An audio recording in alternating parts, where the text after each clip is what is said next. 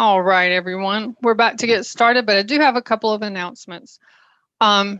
Make sure you join us. We have 4 more episodes of Flood News at Noon after this one, and we are going to cover topics like RCQC, which is super important, and we're going to have Dr. Sharon Croissant on discussing environmental effects from flood, she's very fascinating to listen to. And then we're also going to have Hal on, kind of what to expect. And we just want to make sure you are all ready to go for the upcoming storm season. Also, we're going to take attendance over the next, which we do every week anyway, but today and the next 4 episodes. And each week I'll put your names in a bag or a bowl or whatever. And at the end of the last episode, I'm going to draw names for some giveaways. And we'll do that at the end of the episode and do it live. So anyway, I'm excited about that. So make sure every time you're on, I will put your name in. So if you're on today and the next 4 times, you'll get your name put in 5 times.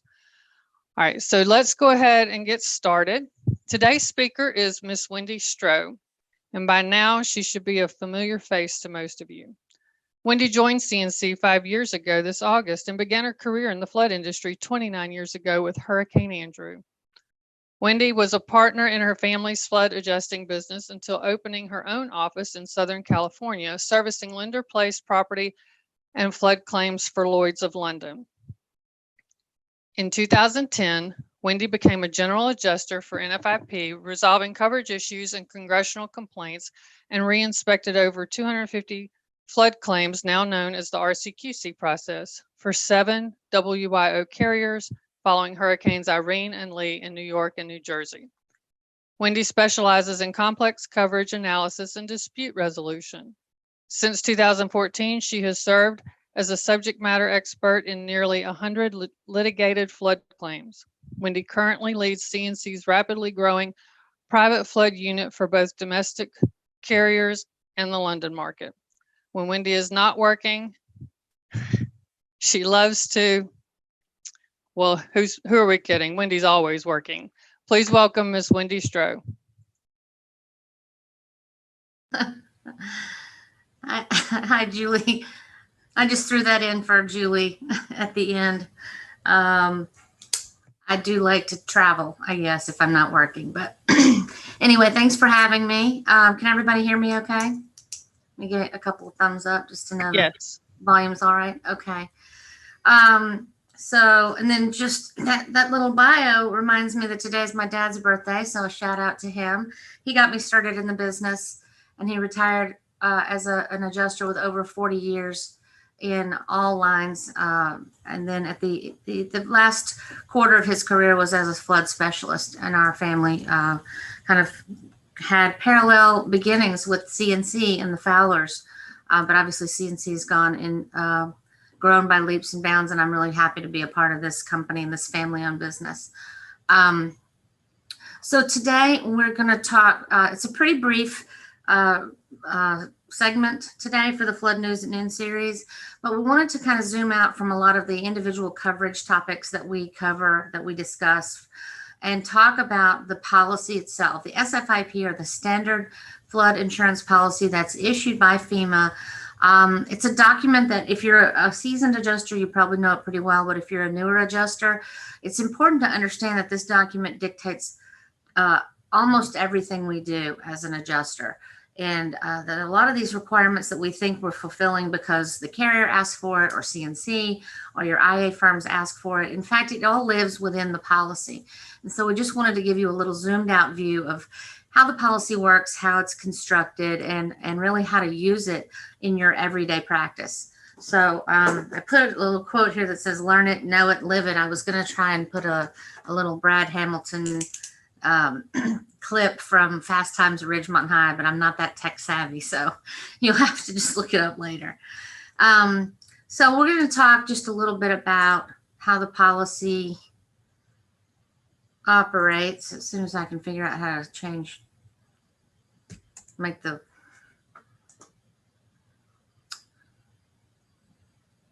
okay, there we go. So we're reviewing this because we're not talking about coverage today. We're going to talk about, like I said, how the policy works and how it governs a lot of what we do. It really should be your best friend. And I'll tell a little joke here that everybody knows in the office. Glenn has a paper copy of the SFIP, the dwelling policy that he keeps on his desk that is absolutely wrecked. It is dog-eared, it's taped together, it has notes and highlights all over it. And we had to lovingly tell him recently that it was an old version of the policy. So the point here is make sure that you keep a paper copy with you, because you may not have an electronic copy at your disposal when you're out in the field.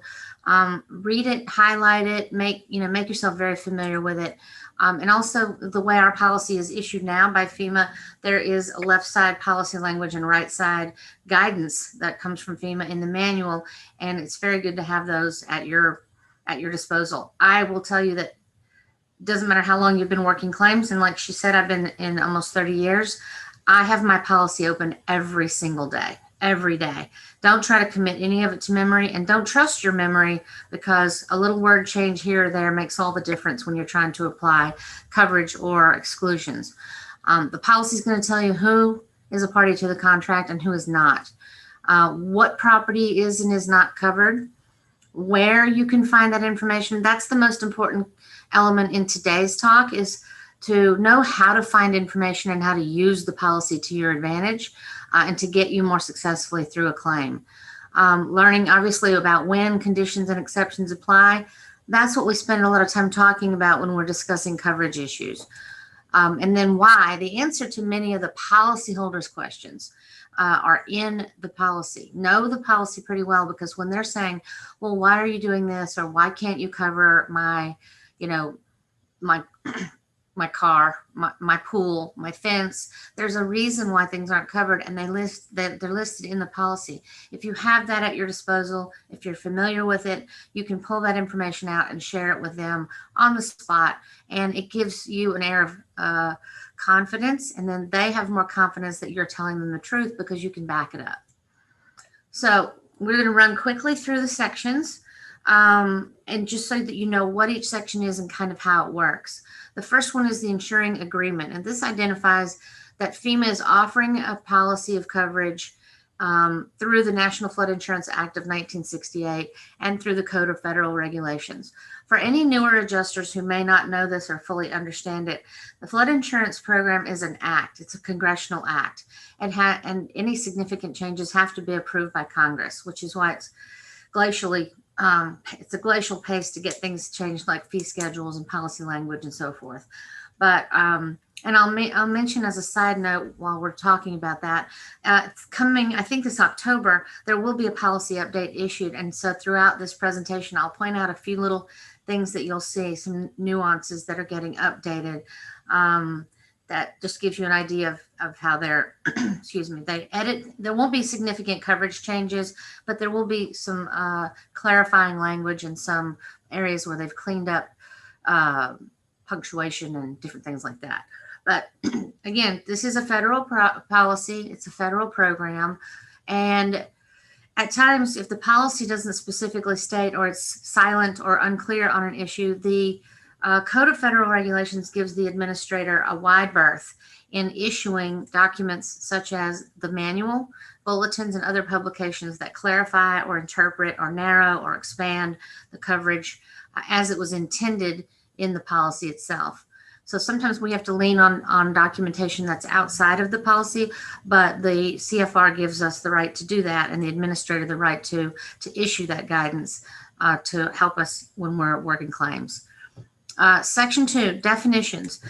So all the definitions are alphabetical, in case you haven't ever noticed that, except for flood. Flood is important, and it goes straight up front. In fact, in the updated version, flood is going to have a more prominent section of its own at the beginning of the definition section.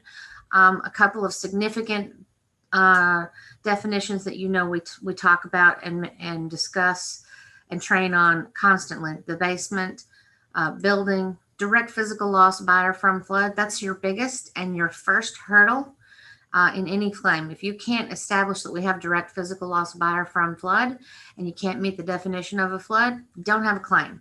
So know that language very clearly, because it will guide you in doing your investigation and figuring out some of the elements that you need to identify and document to make sure that we have a valid claim. An elevated building is another significant one. And I put policy in here because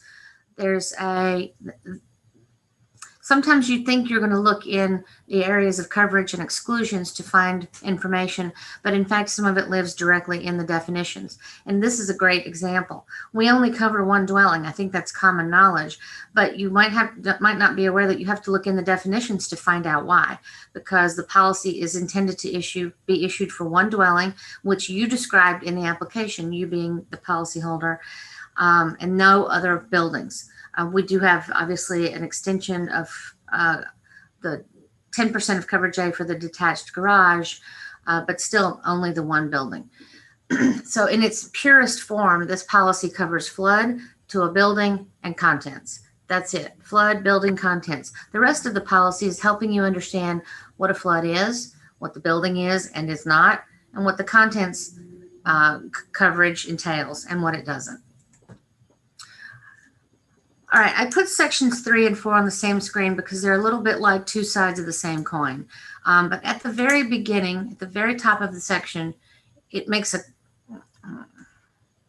I'm sorry, I blew that. Let's go back. There we go.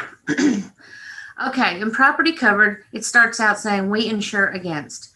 And this is helping you identify items of property that are covered and how the definition of a building applies and what it doesn't apply to. It's helping you understand the building that we do cover in that purest form, flood, building, contents.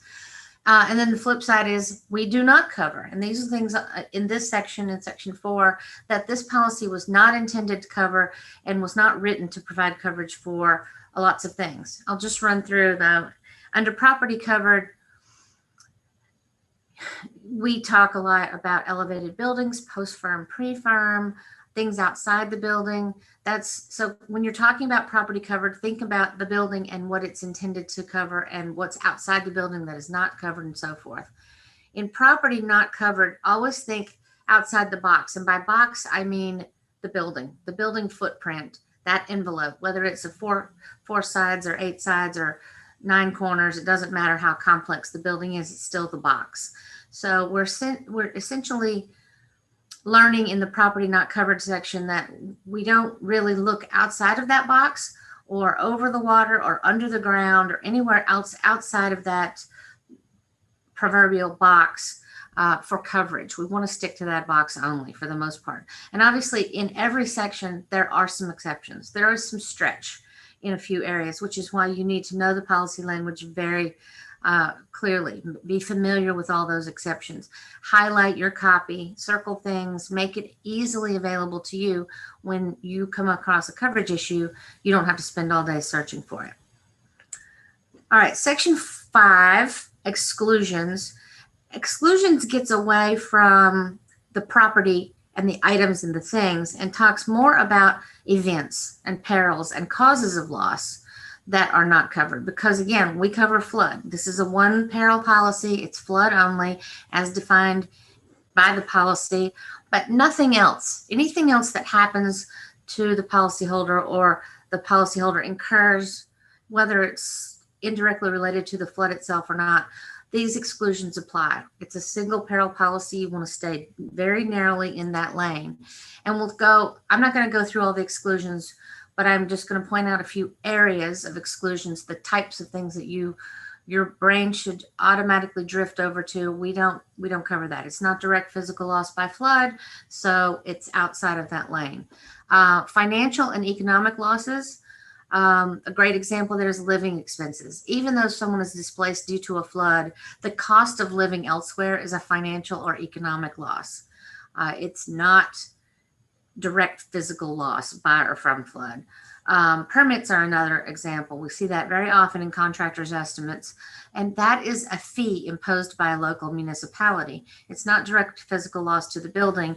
It is a fee that someone is incurring to comply with a rule or a law in their town. And from town to town or from county to county or state to state, those fees change, which kind of proves that they're not part of the direct physical loss, you're subject to the fees in your area.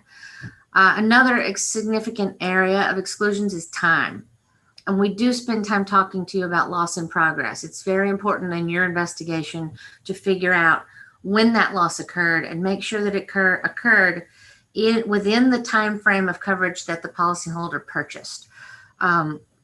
Because if a loss was occurring well before they bought a policy, then that's not something that we can allow for in this policy. Earth movement. We talk a lot about earth movement because it does come along with, or sometimes it's a circumstance that exists along with a flood. We've had 3 different engineering firms participate in our Flood News at Noon series. So you should have a lot of, if you've been attending with us, you should have a lot of good information about what earth movement is, and more specifically, how it's almost always excluded by the SFIP.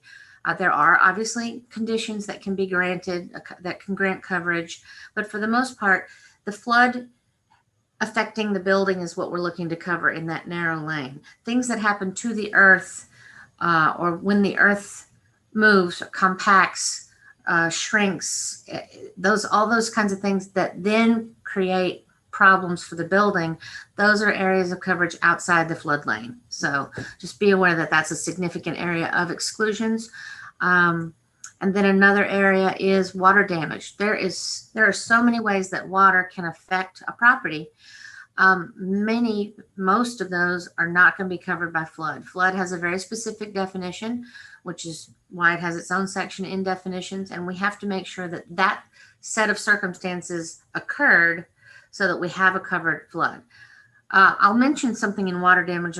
We're not doing coverage training today, but it's almost impossible not to talk about some of it when we're looking at the policy. Water damage can occur to houses from leaks, from poor maintenance, failure of pipes, all kinds of things. One of the worst places you can take a picture for evidence of flood is under a sink, in a kitchen or a bathroom, because that kind of water damage usually exists there of some sort, even if it's a small leak over a long period of time. If that's the only place you can find evidence of water damage, you may not have a flood at all. So be aware that water damage and flood are not the same thing, and that exclusion does exist in this policy. I'm not going to run through all of the others in detail. Power, heating, or cooling failure, again, those are occurrences other than direct physical loss by flood, touching and damaging the building. Theft, fire, explosion, wind, windstorm, you're familiar with all those perils. There are other policies for those types of losses that don't get addressed here. Acts of the insured, whether it's intentional or accidental. If you learn during your investigation that the policyholder has done something that significantly increased the risk of flood or actually caused the flood, whether they did it on purpose or by accident, then we could have a coverage problem, and you definitely need to bring that to a supervisor's attention as quickly as you can, before you go too much further in the investigation. Property on government land, and then monitoring or testing of pollutants. I'll mention here that this is misunderstood, I think, by a lot of adjusters. Pollutants are not excluded by the policy. The monitoring or testing for pollutants is excluded unless, and again, that's your left side policy language, right side guidance within the manual. There are exceptions to monitoring or testing if you can document that it's required by law for that circumstance. This comes up more often in commercial than anything. So if you have a large commercial loss, and there are laws that regulate what a contractor has to do with regard to addressing pollutants. First of all, they've got to confirm that it is a pollutant and establish how it has affected the building and to what extent it has affected the building. So those laws do exist, and you are going to end up paying for monitoring or testing at times if you meet the qualifications that are explained in the manual. But just keep that in mind. Pollutants are not excluded, and that misunderstanding needs to get cleared up. Okay, Section 6 deductibles. Surprisingly enough, it has its own section in the policy, even though it's brief. There are separate deductibles for building and contents, so you don't have to look at the deck page to know that it's right here in the policy. We don't apply deductibles to certain items which are listed there. And then another misconception that I think is worth mentioning is the deductible cannot be absorbed in excess losses or sublimit losses. So only if you hit the policy limit for coverage A or the policy limit for coverage B would you then have the deductible absorbed in the excess. Any excess losses, such as if you only had damage to a detached garage and your 10% coverage was maxed, you still have to apply deductible there. So just be aware of that. All right, Section 7. This is probably my favorite section of the policy. I know that sounds geeky, but this talks about how the policy operates and who has responsibilities for certain actions under the policy. And we're going to run through this quickly and then a couple of slides about the general property form and the RCBAP. And we're going to focus on 2 sections of general conditions just to close out this little session. As I said, the policyholders they have actions, they have rights, and they have duties affecting how the policy works and how the claim works. This is like payment of premiums, purchase or sale of a property, change of ownership, change of interest, purchase of other insurance that can affect this claim. And those are just some examples. FEMA also has actions, rights, and duties under the policy. These are exercised by the WIO that wrote the policy on behalf of FEMA. How the claim is settled, how the claim is paid, excuse me.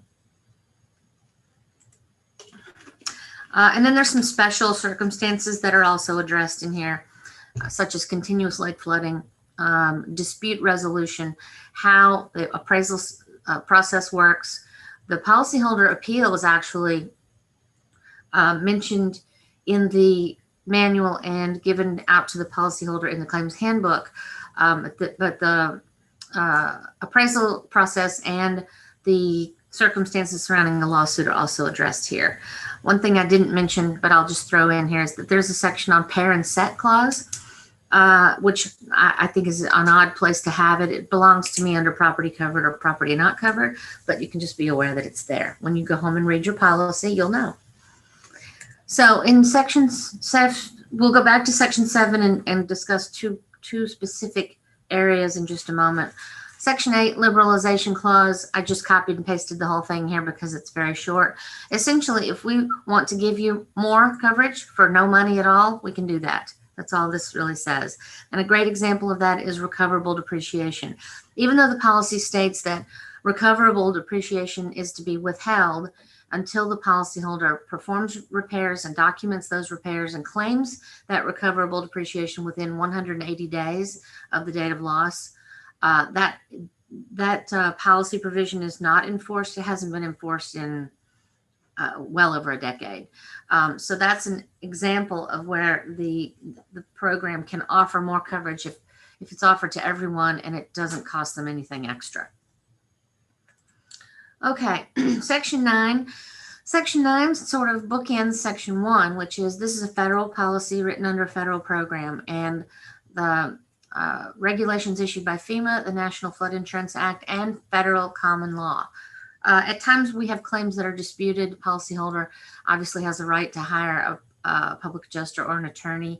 And if we know that a claim is not going to get fully resolved and I have a conversation with the attorney, I try to make sure they're aware that this is going to be a federal case and that they don't need to waste their time filing in state court. They need to get the claim filed in the correct venue. Otherwise, they're going to waste time and money getting it removed to federal court before it gets heard. So just like I said, bookending the first section, this is a federal program and federal law, not state law, will dictate how the policy is applied and governed. Okay, so only a few differences. If you know your dwelling policy really, really well, you're going to be covered most of the time. But the general property form does have a couple of significant differences, and we'll just point those out. Number one, there's an additional definition for stock.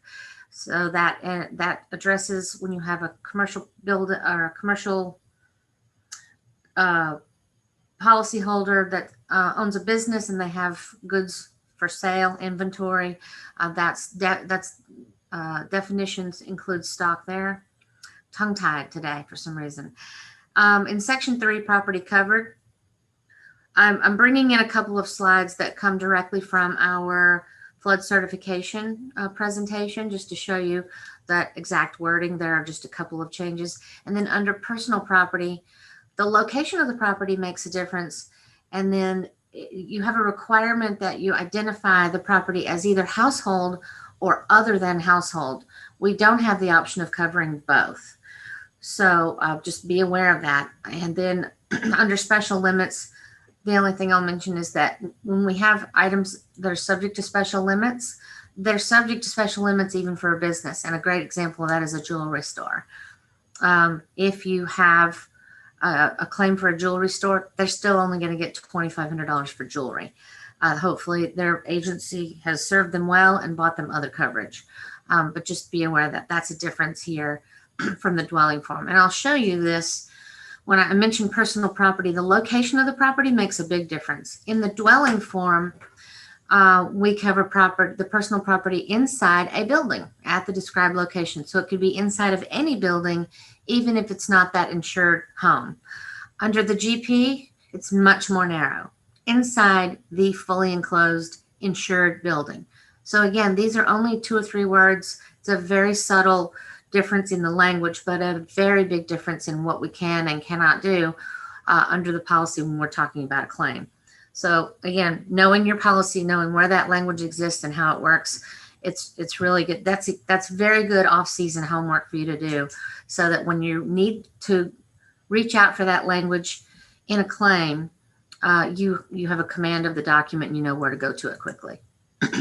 Okay, as I said, I brought 2 slides in that came directly from our flood certification, just to highlight that these are the only language changes in that section 3. F, G, and N that are in yellow here: fire extinguishing, fire sprinkler systems, and ventilating equipment. Those don't exist in the dwelling. They do exist in GP. So again, knowing that language difference is there. And then also section P, 3A, 4P, 1 through 10 is also a difference. And that's a whole coverage discussion we're not going to get into today. Hopefully you've been following along.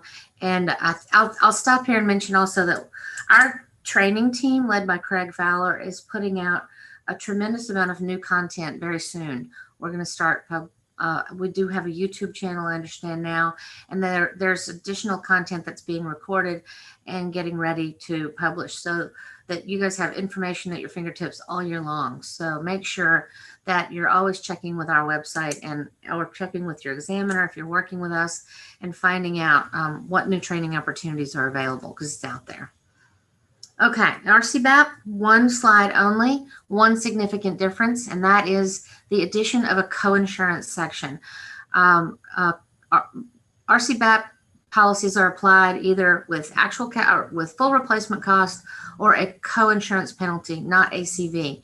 So if they don't carry the required coverage, or 80% of the required coverage, then a coinsurance penalty has to be applied. And there's a full section in the RCBAP that talks about coinsurance. I also know that's coming out pretty soon. Todd Eisenberg and I were just talking about coinsurance is going to be another training segment that we'll be putting out. Before I get into those last 2 sections, I saw that Josh Spinner has raised his hand. He's a guest of ours from American Bankers. Julie, can you give the microphone to someone for a question? Yes, give me 1 second. Okay.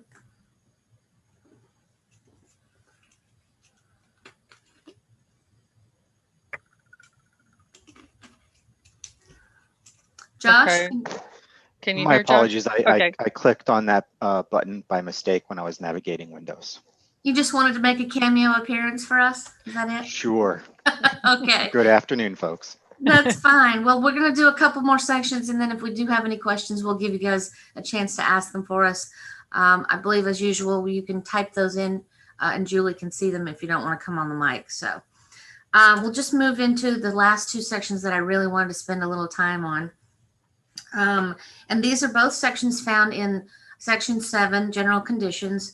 And they're worthy of individual discussion because they don't come up in our regular training series very often, because we're not talking about buildings, We're not talking about types of damage.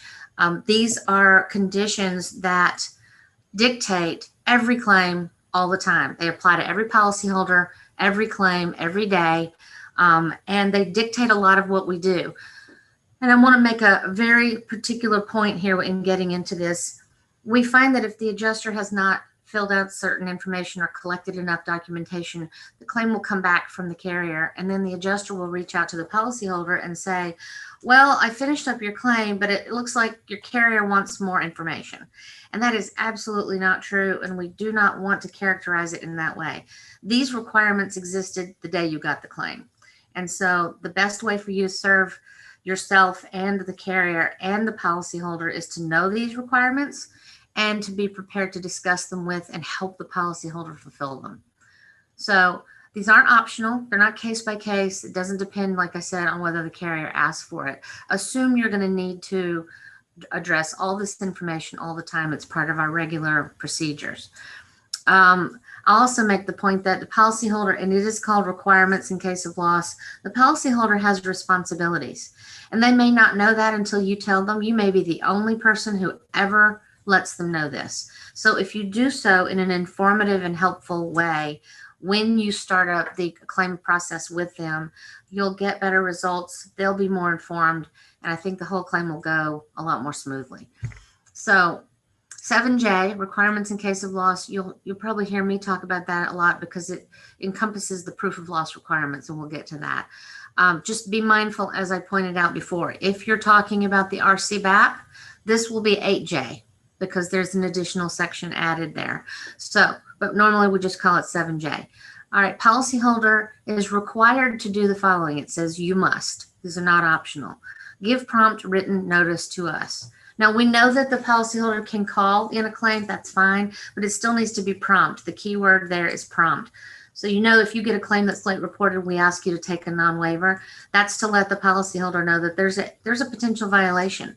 The very first item under 7J has been violated because they didn't give us prompt notice. And that could have impacted our ability to fully investigate the claim and document the claim so that a payment can be supported. So if they don't give prompt notice, then the reason for taking a non-waiver is for them to give an explanation of why it was not prompt. And hopefully that explanation is sufficient for us to give the claim recommendations to the carrier and have them approve the claim and pay it. All right, number 2, as soon as reasonably possible, separate the damaged and undamaged property. If the policyholder points to a giant pile of stuff by the street, they have failed to meet this requirement. They do have the responsibility to show you the damage. It's in their best interest to separate it from undamaged property to prevent further damage and putting it in an order that we can examine it. While we encourage the adjuster to do everything they have to do in the field, and that may be moving some things around to get good photographs and get inspection, it is the policyholder's responsibility to make that stuff available to you. So if you let them know that in the first call, that's when you let them know, then hopefully they'll accomplish this, they'll meet their responsibilities, and you'll get a good inspection.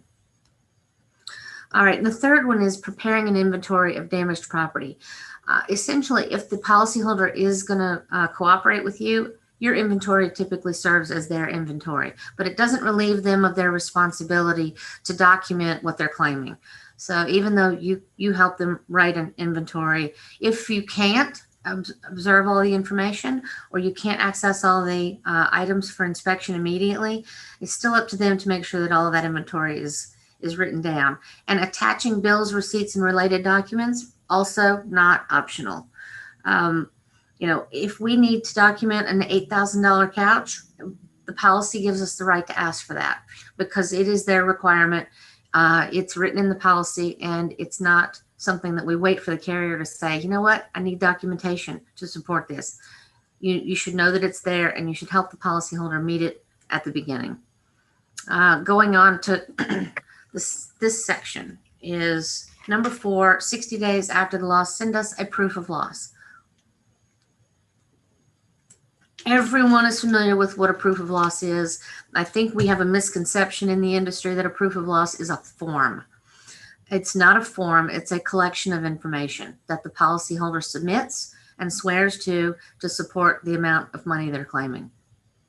And those items are all delineated right here in the policy.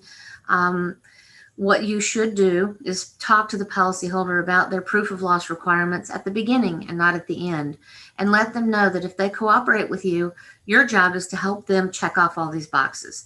And in the regular course of your investigation, you're going to check off all these boxes for them. If they help you and they do things like make the property available for inspection and give you a list and provide the bills and receipts and documents that you need, then these boxes will all get checked off, and we will tie it all up in a beautiful little form for them to sign with a bow. But be aware that if they don't want to cooperate and they don't like your form, they can use construction paper and a crayon if they want to, as long as they meet all of the requirements that are listed here to comprise a full proof of loss for their claim to be accepted and paid. Date and time of loss, like I said, brief explanation of how the loss happened. Typically that comes from you, the adjuster, and that is description of the general condition of flooding and how you confirm that there was a GCF in the area, inundation of normally dry land from storm surge or rainfall accumulation, overflow of a river, overflow of a lake that you've identified, and that explanation or some brief version of it also usually shows up on the proof of loss. Your interest. This is important because the interest in the property can change over the life of the ownership, whether a family member has come on board as a co-owner, whether there's been a divorce or a death. This current interest has to be established, and that also includes mortgage company or companies. In some cases, there's more than one, and you need to establish that by asking the policyholder to document what they currently have.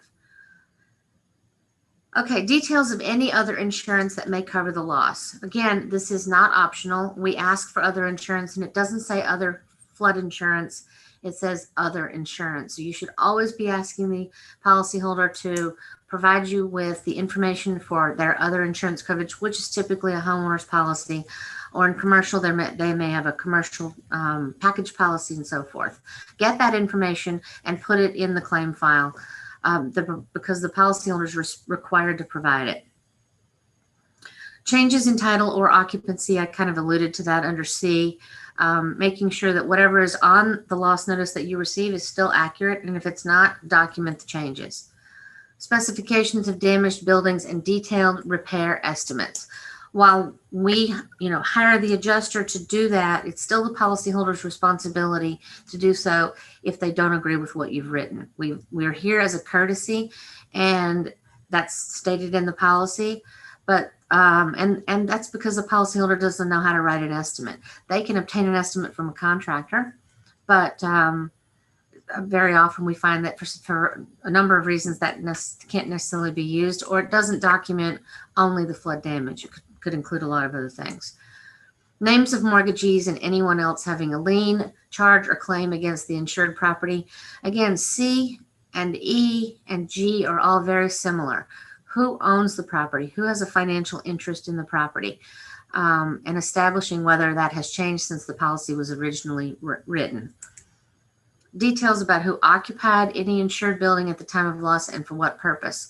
This comes in your investigation in the form of determining if they meet, if it's a primary residence, if they meet the definition of a primary residence to qualify for replacement cost. And if it's not occupied by the owner, who occupies it and for what purpose? Because there could be a business use that changes coverage or indicates that we have the wrong policy form and so forth. All right, inventory of damaged personal property described in J3 above, which we already talked about. The proof of loss encompasses that inventory of property. That usually in the most common case scenario, your estimate for the building and your inventory of or estimate for the contents encompasses the items that the policyholder is required to present in a proof of loss and swear to in support of their claim. But again, this is still their requirement. So if you fail to do it or they don't agree with what you've done, they still have a responsibility to submit it themselves. In completing the proof of loss, you must use your own judgment concerning the amount of loss and justify that amount. If a policyholder gives you, you've written an estimate for 50 grand for the building and they want to submit a policy limits proof of loss for 250 and they don't send anything with it, you might as well let them know right up front. It won't do them any good. If they haven't justified the amount they're claiming, it won't be accepted and it doesn't do anything to further their cause. So encouraging them to document what they're claiming or work with you to document what they're claiming, that's their best course of action. All right, this particular phrase I know you guys are familiar with because I see it all the time in your estimates. Quoting 7J and only quoting number 6 kind of defeats the purpose. If you're going to quote the policy in your estimate so that the policyholder sees it, quote the whole section, quote 7J and quote all of it, because their responsibilities extend far beyond cooperating with you. I think it's sometimes can be taken as a little bit insulting, like, see, here you go, you're required to cooperate, it says so right here. But we want them to be aware that they're required to do much more than that. So it's a pet peeve of mine that we have only number 6 quoted, and it'd be much more useful and beneficial to the policyholder if you quote the whole section 7J. Again, the insurance adjuster who we hire may furnish you with a proof of loss, and we may help you complete it. But that's a matter of courtesy only. That's just to reinforce to the policyholder that they are required to do all this stuff. It's written in the policy. It's their requirement. It's not new information. But as a courtesy is a great phrase, and you can turn that into a positive. As a courtesy, we can make them informed up front, and we can help them check off all these boxes along the way so that the claim goes smoothly. Take that as a courtesy, not as a threat, but as an opportunity to be supportive to the policyholder. And as you're all aware, hopefully, we're not authorized to approve or disapprove claims. It is important to note, though, that you're supposed to understand coverage. You're supposed to discuss coverage and exclusions with the policyholder and convey that information to them so that they understand it. We have differing instructions from the various WIOs, and if you work claims for us currently, you will know this. Some carriers want every conceivable item that is not covered to be mentioned in our narrative and recommended for denial. We have other carriers who believe that if the adjuster sufficiently explains the denial or explains the exclusion in the policy and the policyholder understands, agrees to it, and doesn't have a problem with it, that it doesn't necessarily have to be recommended for denial. You're going to need to get that information on a claim-by-claim basis from your examiner to make sure that we are providing the requirements that are set forth by each WIO. But the most important issue there is you do need to know the coverage, and you do need to inform the policyholder that we are recommending or we are unable to recommend payment for certain items because those exclusions exist in the policy. Okay, at our option, we may accept the adjuster's report, and it says you must sign the adjuster's report at our option. I don't see this happen very often. Typically, in practice, what this means is that if you claimed more than we can allow, the carrier may pay you the undisputed amount based on the adjuster's report, and then it'll be up to you to document anything else you want to claim. So if you see that happen, then this is where that's allowed to take place. All right, that was 7J. That's the policyholder's responsibilities. And then we'll quickly hit on 7K. Again, in the RCBAP, that will be 8K. And our options after loss, this is the carrier. These are the options that the carrier may exercise if they choose to. And a lot of it reinforces if the policyholder does not perform their responsibilities that are listed in J, then the carrier can come back and say, excuse me, we still need these. Show the property. The most important word here is showing the damaged property. If you file a claim late and we come in 6 months later and we can't see any damages, then the policyholder has not met their burden of proof. And it is reasonable for the carrier to say, look, you didn't show us the damaged property. So, we can't accept the claim. Submit to an examination under oath while not in the presence of other insured and sign the same. I can't think of the last time I saw an EUO in a flood claim. Typically, if we've gotten that far down the road, there's been a suit filed, and then there may be depositions. But the carrier does have the right to ask for an examination under oath, which is a little bit like requiring the policyholder to sign and swear to the items they're claiming. So again, this is the carrier's opportunity to enforce what they're required to do under 7J.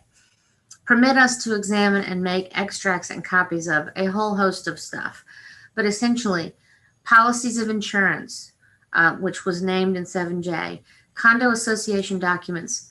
The most important thing about condo docs is that we have to verify that the association, the organization who bought the policy, is in fact a condo association. If they're a homeowners association or a townhouse association or any other kind of organized association or group, they may not qualify for an RCBAP. You would have an underwriting issue that would need to be resolved. The policy would have to be reformed before the claim could get settled. So asking for those condo docs is not optional and is in fact very important. And number 3 kind of reinforces the things again that are said in 7J, which is we can ask you for books of accounts, bills, invoices, vouchers, tax documents, whatever it takes for us to determine what's damaged, what's the value of that damage, who owns the property, and so forth. So the carrier does have the right to ask for that information. But if we're doing our job as adjusters, we've already identified the information we need. We've already asked for it. It's already in the claim file. So the fact is, if you don't, the carrier can come back and it will look like the carrier's asking for something new when in fact they're not. They're asking for something that they had the right to get on day 1. Okay. This section is similar to what we were just talking about. We can ask you for documents to support the inventory, quantities, costs. If you have a big inventory, we will help the policyholder by getting a salvage expert out to help with inventory, to help validate the amount the quantities that are being claimed, actual cash value and replacement costs. There may be tax documentation or other documentation that helps establish a value, the amount of loss claimed, written plans and specifications, estimates, and so forth. I'll say on amount of loss claimed, it's important to note that the policyholder in a GP claim with inventory will very often submit an inventory at full retail value. So if it costs $9 wholesale, they're listing 6,000 widgets at $15 because that's what they sell it for. They can't claim the $15. They have to claim the $9, and they have to document that the $9 is an accurate amount. Evidence that prior flood damage has been repaired. This comes up a lot, even though we know that in daily practice, the adjuster can look at prior loss photos and look at the current damage and state that it's obvious repairs are done. The building's been altered, the cabinets are different, the flooring's different, the paint color's different, and so forth. That's allowed. We know that that's allowed where it's easily documented and clear. But the fact is, if someone does not want to give you prior loss documentation and we don't have any other way to verify, it is a basis for denial because the policyholder can't be paid twice for the same damage. That's a general insurance principle, the principle of indemnity. So if you've taken a licensing class, you'll have learned that, and that's why it's here in the policy. We have a right to ask for it. The carrier has a right to ask for it. So you should be aware on day 1 that if there's a prior, it's going to have to be dealt with. Okay. If the carrier gives written notice, they have the right to repair, rebuild, or replace any part of the property. They have a right to take the property that they pay for. More often than not, this happens in the form of salvage, especially in commercial claims. We have the ability to call in a salvage company, and the carrier has the first right of salvage because they've paid for the item. So, but in dwelling claims, there's a little more finesse involved. We want the adjuster to become adept at identifying if a policyholder is not going to get rid of something. If you walk into a building that has been cleaned out and everything is out except grandma's 150-year-old china cabinet, that's a good indication they're not getting rid of it. And rather than taking the property after we pay for it, what we want to do is identify an opportunity to clean or repair or refinish that item, or to negotiate a salvage buyback because you know they're going to keep it. We'll identify that it's damaged and figure out a value, but the policyholder is going to pay some of that back for the right to keep the item. So that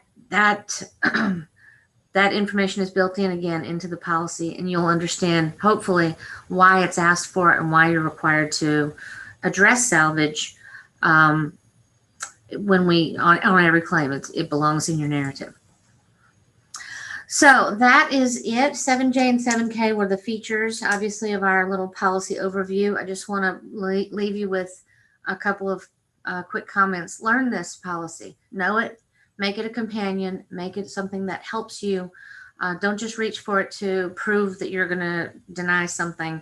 There's a lot of nuance. There's a lot of great information, and you should learn it, rely on it every day, and obviously share it with the policyholder, especially to the extent that it helps you get your job done and it helps them meet their requirements in filing a claim and supporting the amount they're claiming. So that is the end of my presentation. Hopefully that was useful. I'm happy to take any questions. Julie, are there any questions? I don't see any questions. If anyone has any questions, feel free to raise your hand and we can unmute you, or you can put it in the chat box real quick.